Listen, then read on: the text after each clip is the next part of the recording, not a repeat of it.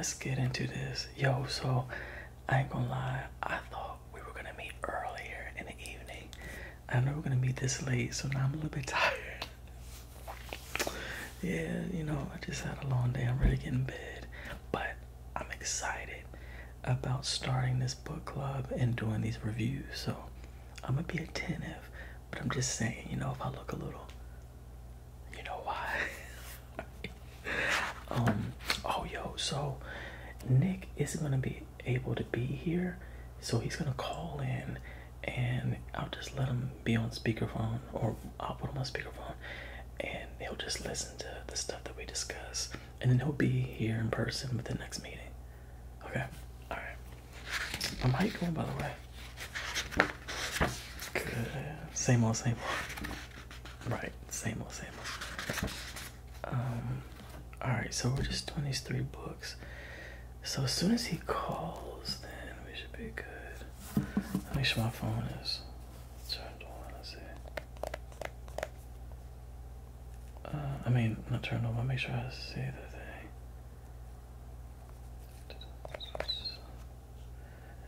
thing. We're not gonna be too long. Oh, that's him right there. All right, hold on. Let me pick up and put him on speaker. Nick, what's up? Hey, what's up, what's up? You good to begin? Yeah, I'm about to head to the grocery store and then stop and get something to eat. Okay, cool, cool. How y'all doing? Man, same old, same old. What you gonna get? I'm gonna get some Pinot Noir, 14.2%. Goodness, that is strong. You know I like the percentages. Mm-hmm. Alright, so you can stay on?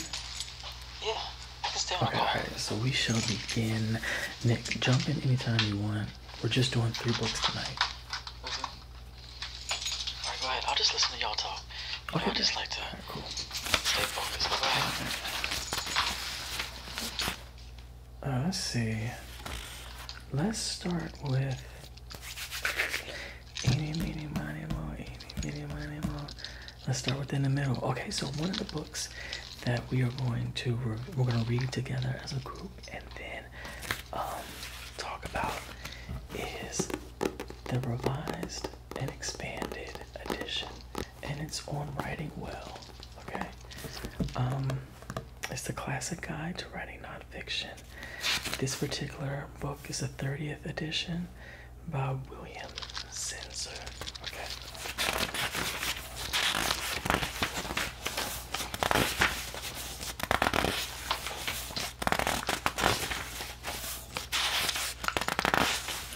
So this has, let's see.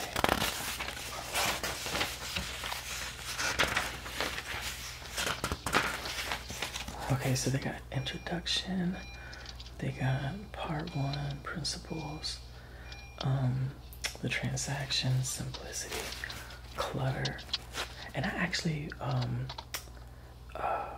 read a preview on the chapter of clutter. It is so good. Because you know, a lot of people, they have so much clutter in their writing. Style, the audience, words, usage, and there's methods. That's part 2. Well, part 2 is methods. Part 2 is form.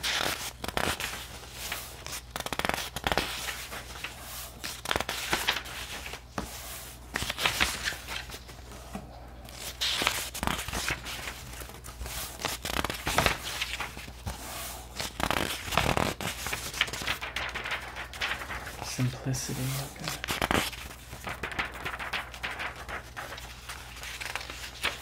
Say it again. You read this already? Wait, did you read this one or did you read the one by Bernard? Oh, okay, I was about to say, yeah, because they have similar names. Okay, I was about to say, I was like, hold on now. I know I got the right book. Because I remember you saying that you read a book and it had like one of the same titles. And so I made sure that I got the other one.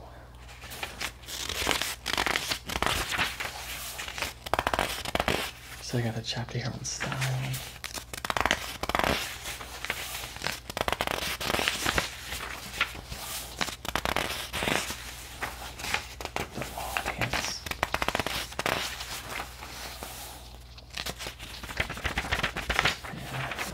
gonna be a good one. Words, I guess to use. Oh, look at some of these words.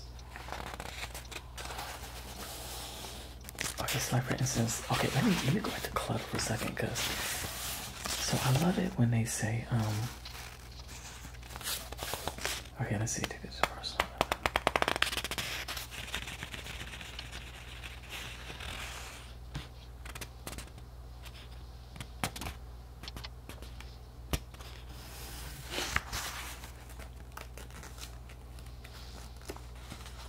Okay, so here it is.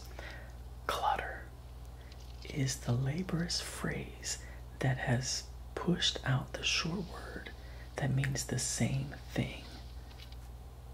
You get it? Yeah, I'll read it again.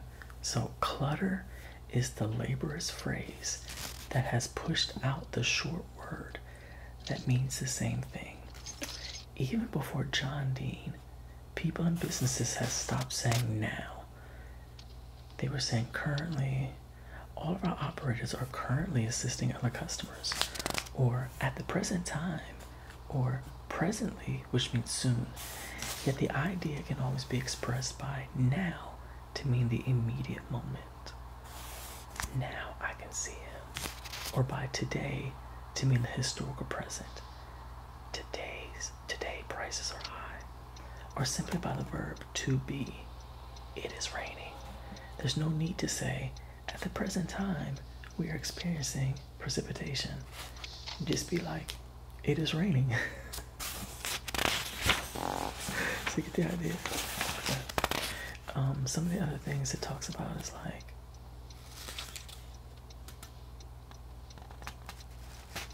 oh, it also says, beware then of the long word that's no better than a short word. Assistance, help, numerous, many, facilitate, ease, etc., etc.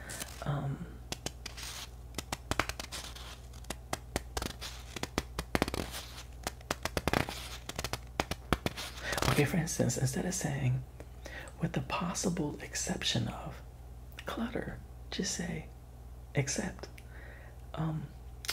Due to the fact that clutter, just say, because. He totally lacked the ability to clutter, just say he couldn't. Until such time as, just say until. For the purpose of, just say for. You see what I mean? Hey, yo, I'm going to the store and I'll be right back. Okay, call us back. All right. Okay, so let's go to. Alright, so you get the idea. So this is going to be a great book. Okay. Alright. Let's look at the next one. We'll say this one for last. It's my favorite. Okay, so let's see. How many pages is this one? This one is 300 some pages. How many pages is this one? Let's see.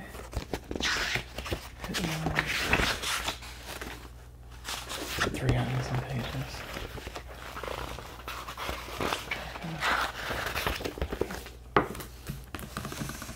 Oh, and this one.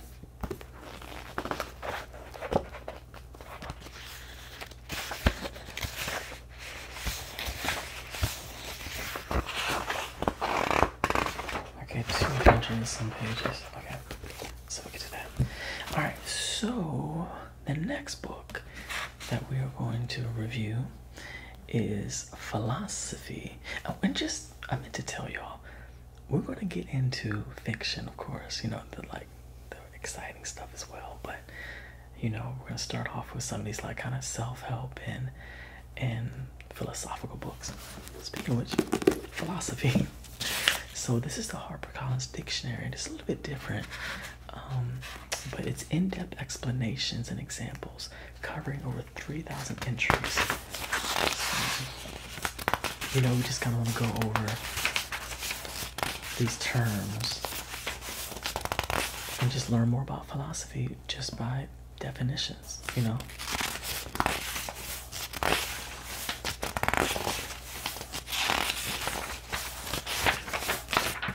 See something.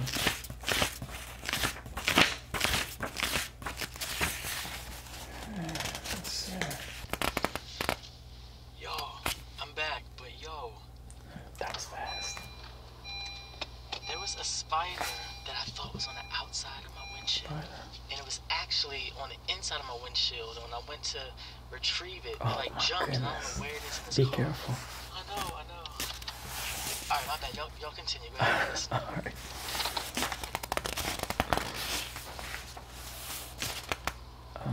Okay, so this one, yeah, so it talks about a lot of terms, like for instance, clairvoyance,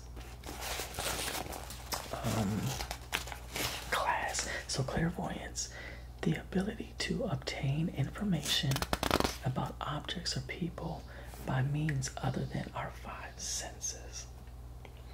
This includes reading thoughts, so we can look up telepathy. The ability to perceive or discern objects not perceptible by our ordinary sensory means or perceiving. Clairvoyance is considered a direct and immediate transfer of information by non-sensory and non-inferential means. See parapsychology. So let's look up telepathy.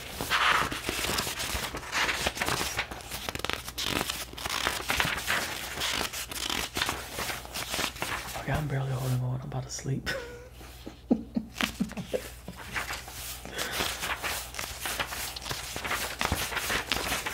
I really do have to do better about going to bed earlier, you know. I gotta stop staying up so late, you know what I mean? Alright, let's look at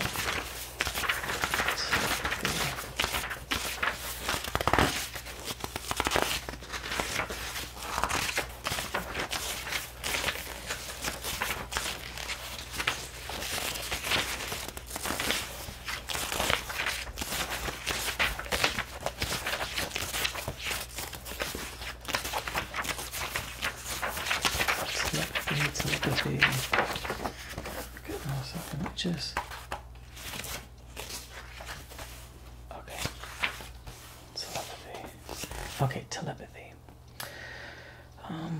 Greek for far, far off, at a distance. Pathos, emotion, feeling, passion, suffering. The communication or information, ideas, and feelings, okay, from one person to another with the use of five senses.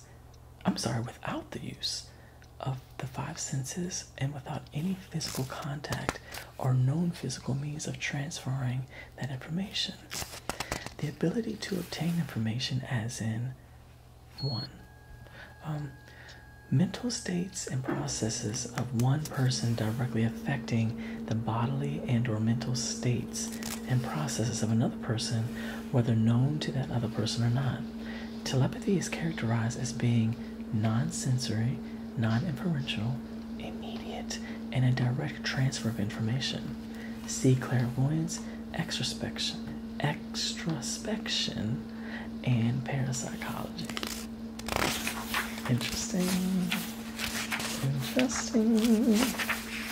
But okay, so you get the idea with this, okay? So we're gonna learn about psychology through these terms, okay? Alright. Okay, let's get this last book and then I'm hitting the bed.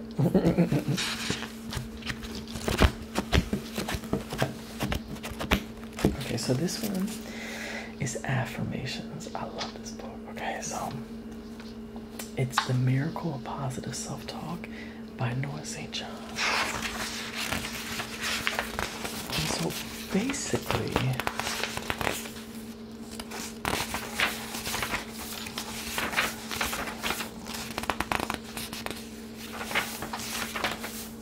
this book isn't just about affirmations, affirmations, that's not right, but it's affirmations, affirmations.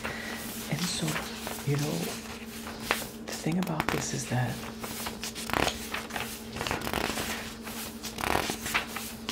Okay, like for instance, part 1. What would you like to change in your life? Would you like to have, and then etc, etc. So we're going to talk about stuff like that. Then we're going to talk about what the mind can do, the missing piece, the belief gap. We're going to talk about that. And how to bridge that. Your mind responds automatically to something that's both simpler and more powerful than statements. Okay, so basically there's a problem, there's a question that will develop. We'll talk about empowering versus disempowering questions. Okay. Yeah.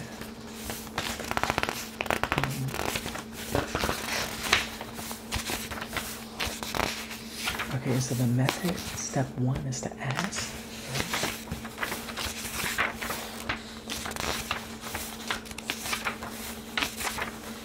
Step 2 is to affirm. So we're gonna break all this down.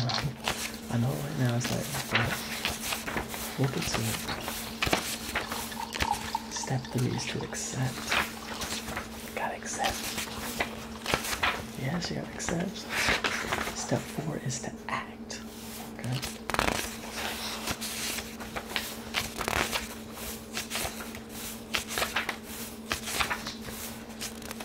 And then there's a part 3, etc, etc. Hey y'all, okay, I'm home. I'm getting settled in. I went ahead and poured my wine. And I'm gonna go ahead and turn in for the night because I'm just really, really tired. But this is being recorded, right, Michael? Yes, sir. Okay, great. Then, I'll just talk to y'all later. I'll watch the recording, and what I heard so far was great, so I'll talk to y'all a little bit later. Okay, man. Alright, peace. Alright. So, with that said, we might as well just end too, because I don't want to do too much without him, you know what I'm saying? Yeah, you know, plus we kind of got through this anyway, so, you know. But we'll talk more about this. This book is great, so okay. All right. Yeah. So. Okay. I can barely keep my eyes open. So let's reconvene at the next meeting. I'm so glad we're getting this started. So I'm really hyped, and yeah, let's do this. All right. Okay, boo. So, I'll text you and we'll decide when we want to meet again. And then, we'll go through these books and just enrich our lives. You know what I'm saying?